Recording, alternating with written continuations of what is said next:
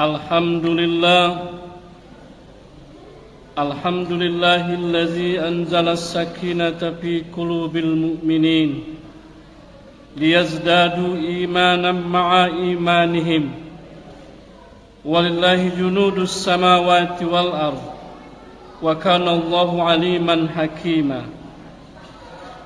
Ashhadu an la ilaha illallah wahdahu la syarikalah wa ashhadu anna Muhammadan abduhu wa rasuluhu la nabiyya wa la ba'da.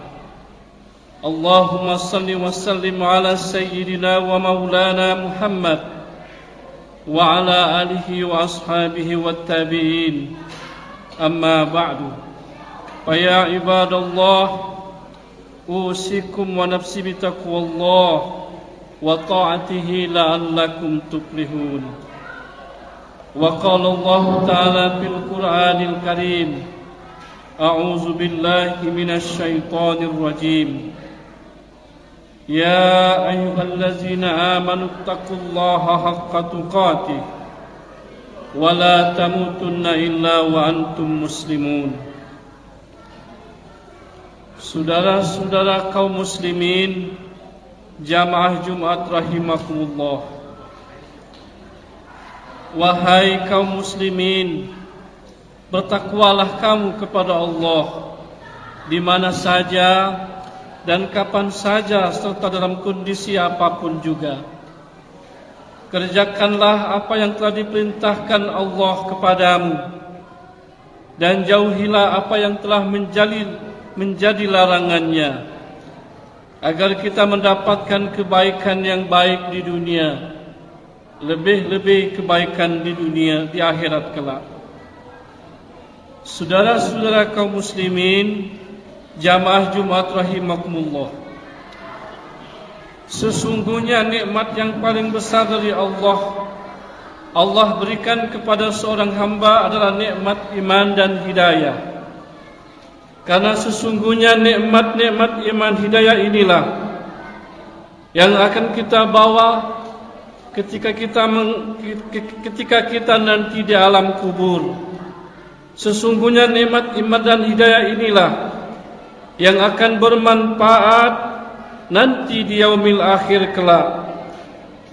Adapun materi, nikmat harta itu akan binasa. Karena itu kita bersyukur kepada Allah Subhanahu wa taala atas nikmat iman dan hidayah yang diberikan Allah kepada kita. Karena nikmat iman tidak semua Allah berikan kepada manusia. Sebagaimana sabda Rasulullah, wa innallaha yu'tid dunya ma yuhibbu wa man la yuhibbu wa la yu'til iman illa ma yuhibbu. Sesungguhnya Allah memberikan dunia pada semua orang yang Allah cintai maupun yang tidak Allah cintai. Sedangkan iman hanya diberikan Allah kepada orang-orang yang Ia cintai. Hadis riwayat Bukhari dalam Adabul Mufrad. Subhanallah, Allah memberikan dunia kepada semua mukmin dan juga kepada orang kafir.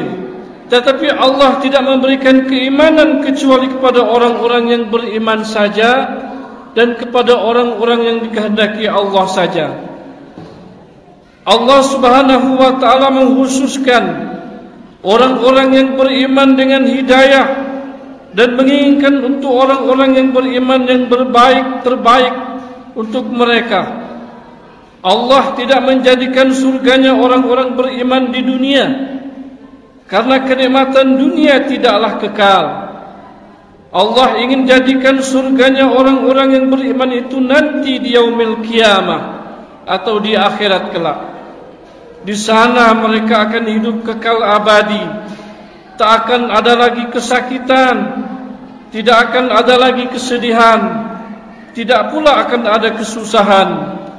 Di sana hanya ada kesenangan dan kenikmatan yang terus-menerus tanpa ada kematian. Lalu berbeda dengan orang-orang kafir Allah jadikan surga bagi mereka di dunia ini.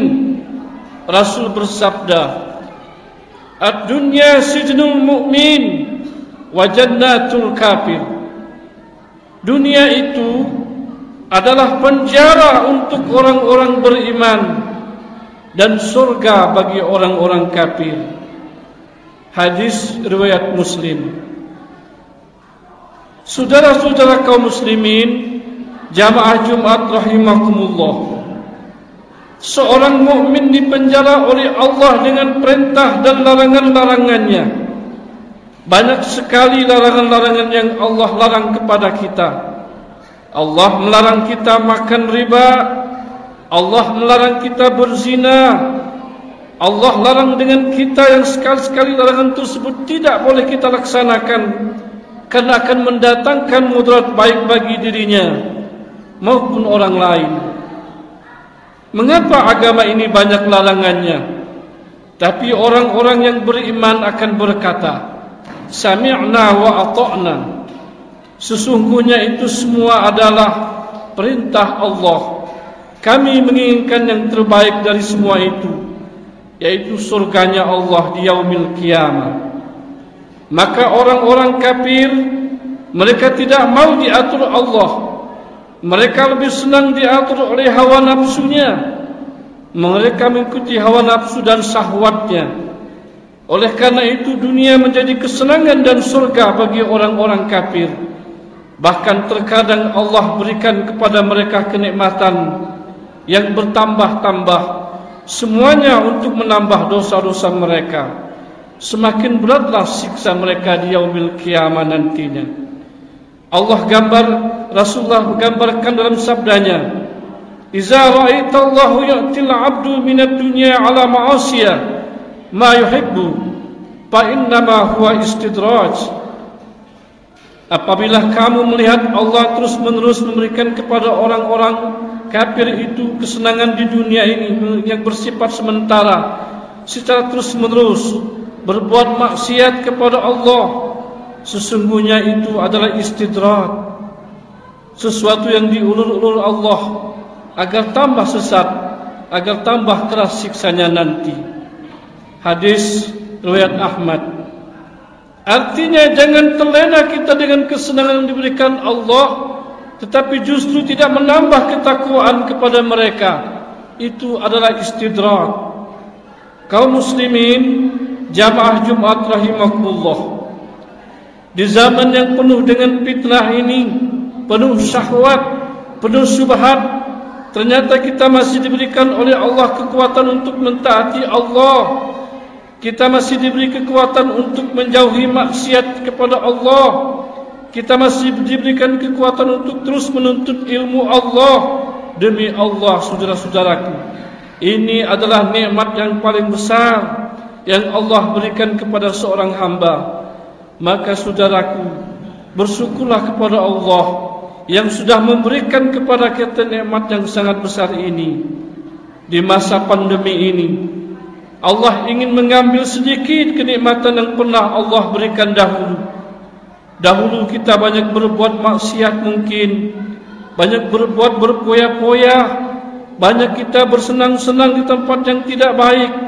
Dengan adanya pandemi ini, Allah ingin menggugurkan dosa-dosa kita, mengingatkan kita agar kembali kepada Allah.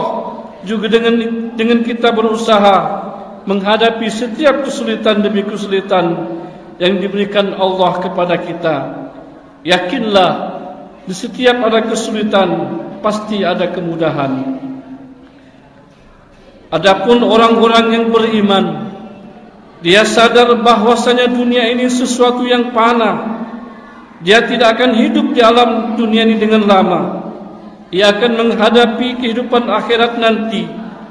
Ia pasti akan meninggalkan dunia ini. Maka ia tidak jadikan dunia ini di hatinya. Yang ia jadikan adalah akhirat di hatinya.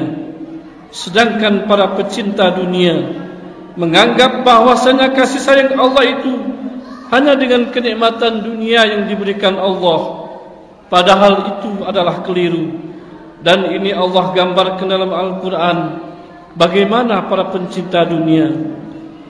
Fa ammal insanu idza mabtalahu rabbahu fa akramahu wa na'amahu fa yaqulu rabbi akramani wa amma idza mabtalahu fa qadara alaihi rizquhu fa yaqulu rabbi ahanani. Adapun manusia, apabila Tuhannya mengujinya, lalu ia dimuliakannya dan diberinya kenikmatan dan kesenangan, maka dia berkata, Tuhanku telah memuliakanku. Adapun bila Tuhannya mengujinya lalu membatasi rezekinya, maka dia berkata, Tuhanku menghinakanku. Al-Quran Surah Al-Fajr ayat 15 dan 16. Ternyata dalam ayat tersebut tanda kasih sayang Allah kepada hamba hakikatnya adalah dijadikan dia istiqomah di atas hidayahnya, dijadikan ia sabar menghadapi berbagai macam ujian dan cobaan, dijadikan ia mau tunduk dan patuh terhadap perintah Allah, demikian pula menjauhi larangannya, dan bukan kesenangan yang bersifat sementara.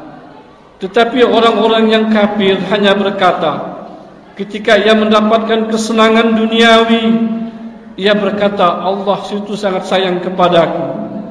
Tetapi ketika ia diuji dengan kesulitan dan cobaan, ia berkata, Tuhan menghinakanku.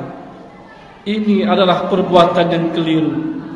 Padahal setiap kesenangan dan ujian itu Allah berikan kepada hambanya agar mampu bersyukur, bertadabbur dan bersabar atas segala nikmat-nikmat Allah yang Allah berikan kepada kita.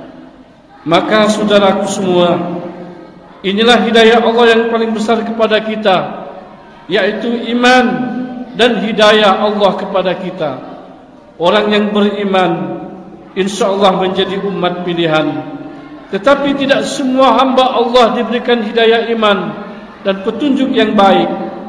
Hanya orang-orang pilihan yang mendapatkan hidayah iman dan hidayah kebaikan dari Allah Subhanahu wa taala.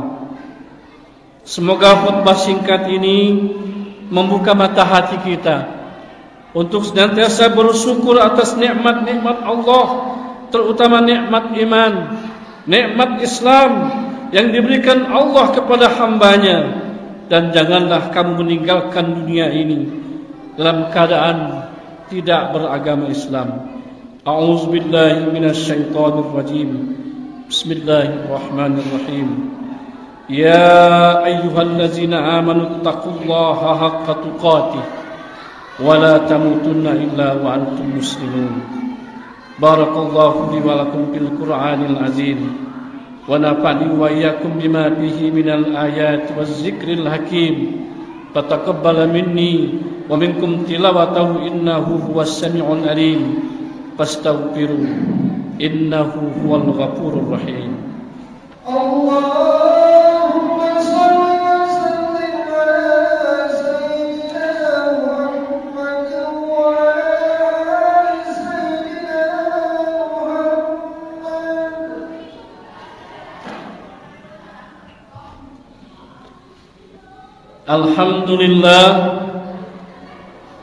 Alhamdulillahi Rabbil Alamin ala ni'matil iman wal islam wal ihsan.